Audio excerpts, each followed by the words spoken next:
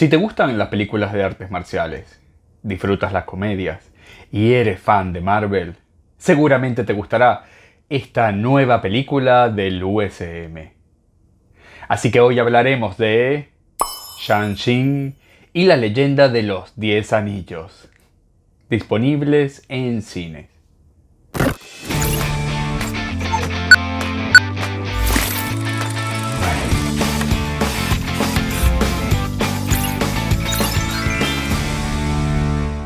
Hola, bienvenidos a Cinema Sandy, donde analizamos el cine y la televisión desde una perspectiva de diversidad e inclusión. Yo soy Andy Pineda. Si parla italiano, puoi attivare il sottotitoli qui su YouTube. Also, if you speak English, you can activate the subtitle here. Además, si te gustó este video, por favor dale like y suscríbete al canal activando la campanita. Shang-Chi y la leyenda de los 10 anillos es una película que cuenta la historia de Shang-Chi, un descendiente del jefe de una gran organización terrorista asiática llamada los 10 anillos. En esta película, Shang-Chi debe enfrentar a su padre, entender su legado y descubrir su lugar en el mundo, así como sus poderes y habilidades. Todo esto en esta aventura llena de artes marciales y comedia, mientras hace un viaje junto con su mejor amiga Katy. Les cuento que en primer momento no iba con muchas expectativas sobre la película. De hecho, debo decir que me sorprendió gratamente.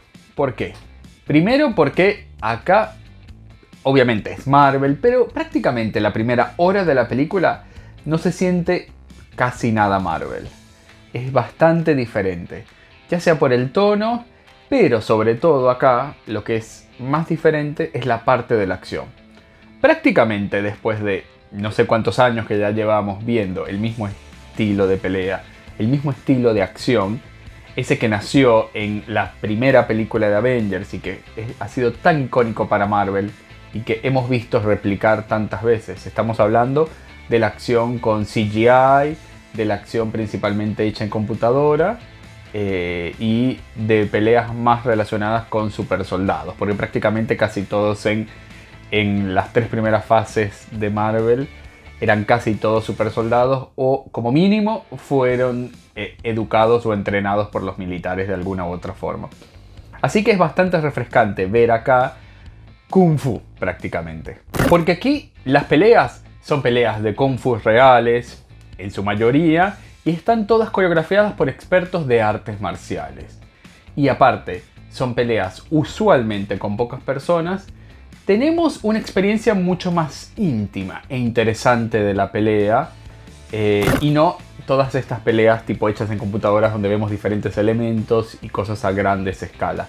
Que ojo, igual acá hay secuencias de acción a grandes escalas, sobre todo al final, pero principalmente la película prefiere estas peleas 1 a 1 o 1, 2, 3, que son mucho más interesantes porque podemos ver partes de las motivaciones de cada personaje, entrar, salir, pero siempre desde un punto de vista de 1 o 2 personas, lo cual es mucho más refrescante. Por lo cual las secuencias de acción son genial y son probablemente las secuencias de acción mejores de todo el USM, o al menos las que tienen mucho más trabajo, porque es toda una coreografía perfecta que vemos acá, algo muy similar a el estilo de pelea que vemos en, por ejemplo, El Tigre y el Dragón. Algo acá que es bastante interesante es ver cómo que esta película, que si no me equivoco es la película número 25 del USM, se siente un poco fresca y se siente bastante nueva. De hecho, esta es verdaderamente la primera película de la fase 4. ¿Por qué? Porque en realidad Black Widow sí, cronológicamente al momento de su estreno está en la fase 4, pero en realidad habla de una historia que debería estar ubicada en la fase 3.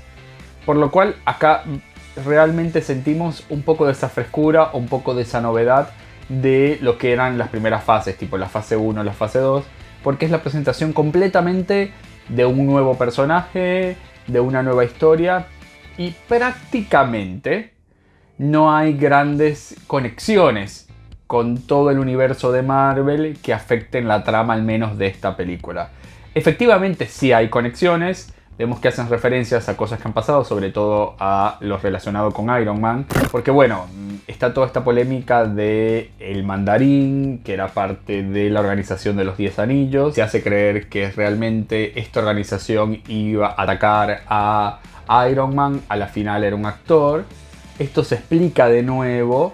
Además, acá efectivamente existen personajes del USM que están presentes, como por ejemplo Wong o Abomination, pero realmente tienen una participación bastante acotada y que no sentimos que influyen tanto en la película, por lo cual nos da una oportunidad prácticamente como tener un lienzo en blanco.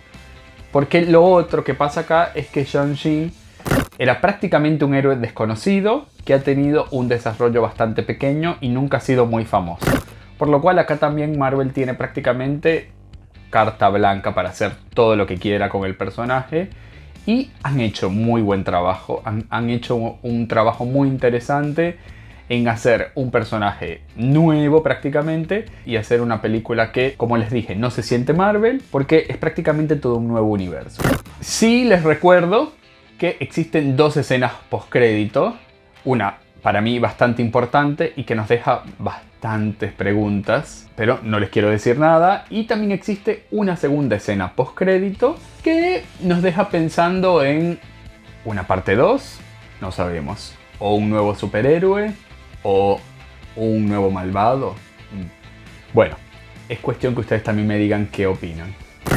En el elenco tenemos a Simu Liu, que es Shang-Chi, el cual es excelente en la parte física y en la parte de acción y lleva bien ser el protagonista, aunque a nivel de actuación debo decir que es opacado por Awkwafina, la amiga Katy, que es genial, se roba la película con su humor. Prácticamente casi quisiera ver una película solo de Katy. Y por otra parte, también es opacado por la superestrella asiática Tony Liu, que tiene prácticamente, si no me equivoco, 40 años de trayectoria cinematográfica y que acá encarna a su padre, por lo cual es genial. También tenemos a Meng Zhang y Michelle Yeoh, que hacen una muy buena participación. Shang-Chi y los 10 Anillos está escrito por David Callaghan y está dirigido por Destin Daniel Creston, los cuales los dos tienen ascendencia asiática. Y de hecho, dicen, no sabemos si es verdad o no, pero dicen que al momento que estaban produciendo la película, hicieron una lista de todos los estereotipos asiáticos negativos que existen en el cine y buscaron no repetirlos y prácticamente abiertamente cambiarlos. Es muy probable que por esto haya habido un gran cuidado en el personaje del padre de Shang-Chi, porque en un momento cuando este personaje estaba en los 70 era un malvado asiático que prácticamente representaba todos los estereotipos negativos que ustedes se puedan imaginar sobre los asiáticos, por lo cual para los asiáticos este es un tema bastante sensible, pero acá Marvel lo cambió completamente, le sacó prácticamente todos los estereotipos negativos asiáticos y busca representar, pero sobre todo para mí, buscan llegar al mercado chino, que es una mina de oro.